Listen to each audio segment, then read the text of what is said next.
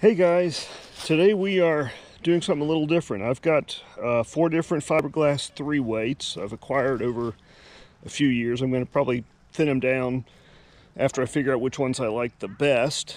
Keep a couple and get rid of a couple, but 3 of them are available nowadays. One of them is a little bit older, and so I thought it'd be a good idea to just kind of do a test of them. They range from 6.5 foot to 7 foot rods, 2 or 6 9s. So this should be very similar, and we'll just kind of see the construction of them, see how they cast, and just general thoughts about them. Let's first start with ones that are currently available. The Echo River Glass has been out for about a year or two, I think. It's a 6'9" 3-piece. It's got a Cork reel seat, and it's got a nice cork handle. Doesn't seem to be a ton of filler in it. This is the glacier color, I believe. It's got a good flex. I can feel it all the way down to the handle. It's got the traditional Echo fiberglass reel case or rod case, and it's got a nice bag. Next is a rod, I think might even be the same rod but in a different brand, made by the same people, is Wetfly. It's the Nitroglass Antigua. It feels very similar. It's also a 6'9" 3-piece. It has the Wetfly name in the Cork reel seat. Has one knurled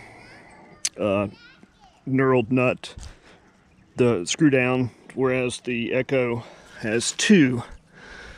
And that one is their current model as well.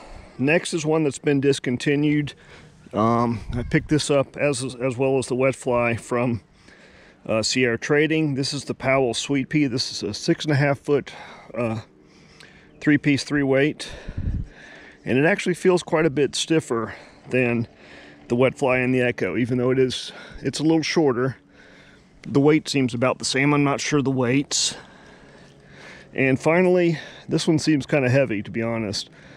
It's the 3-piece Maxcatch Ultraglass 7 foot 3-weight, and it's got a lot of filler in the handle, although it feels fine. And I do like the reel seat. It's kind of the nicest looking of the group. They have all got nice rod cases and bags. I think the Wetfly kind of stands out as from appearance, and the Echo is nice as well. The other two are less exciting.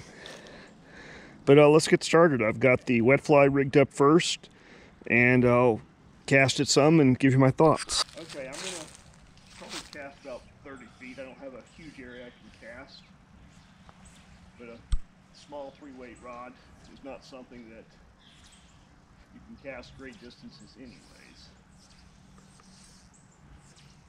It casts fine. It's meant for small stream casting, for a small brook trout or cutthroats or small rainbows. It casts nicely. I can feel it. It's definitely slower than graphite, which I'm used to fishing. So let's take the rod or the reel off of this rod and try the Echo. So I bet they're about the same. They sure felt the same in my hand.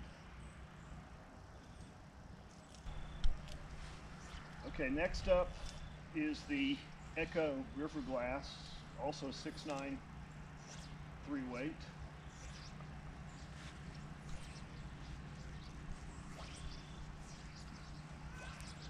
And to be honest, I think it's a little harder to cast than the Wetfly. And it could be down to the components. The Wetfly seems like it might have a larger stripping guide here than this rod does. That might be part of it.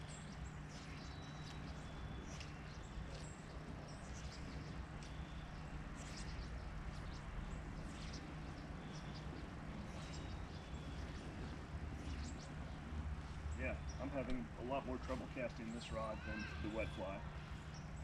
And they're the exact same length and rated for the same line. they don't feel the same either.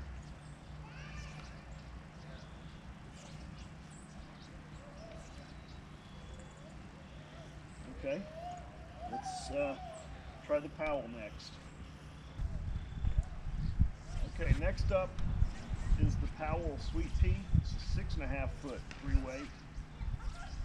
And this I like a lot. This casts very well. Wow, that's the best of the 3 so far.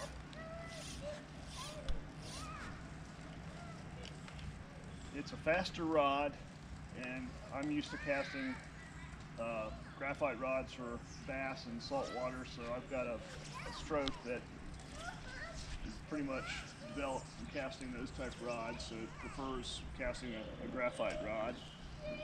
And this rod is definitely more attuned to somebody that casts those rods. I do like the way the handle feels a bit fat in the hand, and I actually did have a little bit of trouble with the reel mounting on the reel seat. I don't know if you can see, it's barely on there.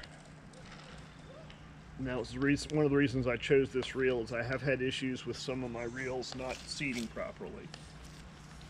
So let's put this one down, and we'll go to the Maxcatch next and see how that compares.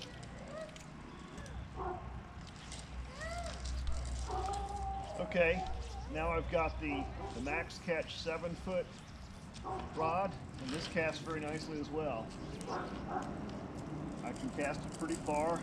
It's fairly stiff compared to the Echo and the Wetfly. It's more similar to the Powell. This is I think they're probably all imported rods from China. This one is directly from China. I think Maxcatch is a Chinese company versus the other companies have them made. This casts nicely. I can probably cast a little further. I have a whole lot of room. But it is the longest rod, so it should cast a little further. I'm maybe getting 30 feet, and then the rod starts petering out. The short rods typically do that. And this line isn't dressed or anything, or hasn't been cleaned in a while either. But it casts pretty nicely. It is heavier than the other 3 by quite a bit. I'm not sure the weights, but it's a decent casting rod. It does have spigot ferrules versus the other tip over butt, and I didn't have any problems with the reel seat on this one either. So I only had problems with the Powell with the reel seat being tough to mount. This rod, the stripping guides seem adequate. The Powell, the guides were pretty small, but it didn't seem to affect the casting. I enjoyed casting that rod. As you can see right here, they're tiny compared to, say, the Wetfly, which could affect casting distance, but didn't seem to be that big of a deal with this rod. All in all, these rods are on the lower end of the budget for fiberglass rods. I picked them all up probably no more than 125 each, and as you well know, Epics and others go for 500, 600, 700. So they're on the lower end. They'll get the job done. A Maxcatch you can get on eBay for I think $75. If you want, the Powell was picked up from Sierra for I think $60. The Echo I got on probably a clearance price or some kind of special for about $115. I know they're twice that much, so I'm not sure why that price was such. And Wetfly was also from Sierra for I think $99. So affordable glass rods. They're all kind of bluish. I know they come in a lot of different colors. But that's pretty much it. I figured to make a video showing you some of the differences between these commonly available budget fly rods and the fiberglass ones, since that's a trend now, and let you guys decide. Thanks for watching.